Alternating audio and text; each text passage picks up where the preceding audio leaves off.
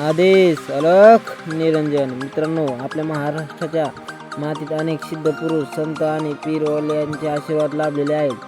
पण आज आम्ही तुम्हाला एका अशा पवित्र आणि रहस्यमय ठिकाणी घेऊन चाललो आहोत, जिथली माती कपाळाला लावतात, लोकांचे अश्रू पुसले जातात, जिथे हिंदू आणि मुस्लिम असा कोणताही भेद उरत नाही आणि जिथे येणारा प्रत्येक व्यक्ती एकाने हाताने येत असला तरी बाबांच्या दरबारातून सुख, समृद्धी आणि झोळी भरूनच परत जातो. होय मित्रांनो, आज आम्ही बोलत आहोत हजरत पीर सकलाजी बाबा बद्दल, ज्यांच्या दरबारात आजही हजारो भक्तांचे संकट क्षणात दूर करते बाबा. पण या दरबाराचे सर्वात मोठे रहस्य काय आहे, इथे रात्रीच्या वेळी काय घडते आणि बाबांच्या भक्तांचा अनुभवलेले ते अद्भुत चमत्कार कोणते, आजच्या या 5 मिनिटाच्या व्हिडिओमध्ये आम्ही तुम्हाला या सर्व गोष्टींचा उघड करणार आहोत. व्हिडिओला शेवटपर्यंत नक्की पहा. मित्रांनो, पीर सकलाजी बाबांचा इतिहास जेवढा जुना आहे तेवढाच तो अद्भुत देखील आहे. असे म्हणले जाते की बाबांनी आपल्या उभ्या आयुष्यात केवळ आणि केवळ जनकल्याणासाठी आपले जीवन समर्पित केले. तर मित्रांनो, पाहू शकता भरपूर गर्दी आहे दर्ग्यात. तरी आज गुरुवार नसून शुक्रवार हा दिवस आहे, तरीही भरपूर गर्दी आहे.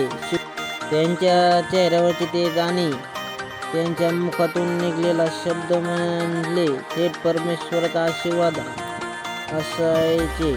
बाबांच्या दरबारात श्रीमंत असो या गरीब, जो कोणी या ठिकाणी नमस्तक झाला त्याचे सर्व दुःख बाबांनी क्षणात दूर केले.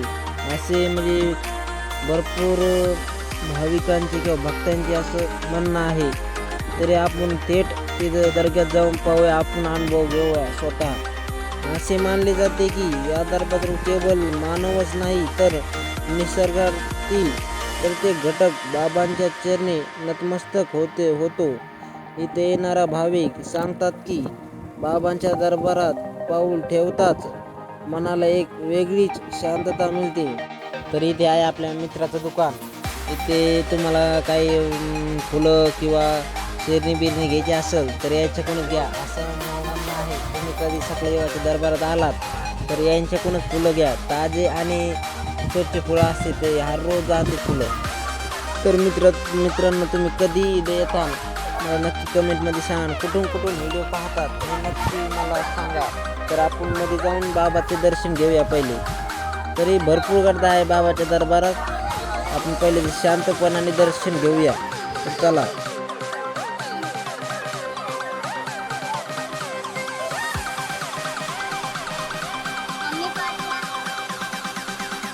तर तुम्ही पाहू शकता म्हणजे फुलं बाबाच्या अंगावर भरपूर झालेले आहेत. असं मान्यता आहे की इथं पावसाळ्यात गलत वाहत नाही, पाणी किती झालं तरी गलत वाहत नाही. नदीमध्ये दर्गा आहे.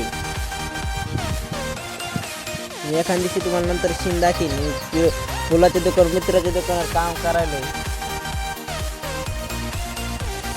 तुम्हाला पण फुलं पाहिजे असेल तर इथून घ्या.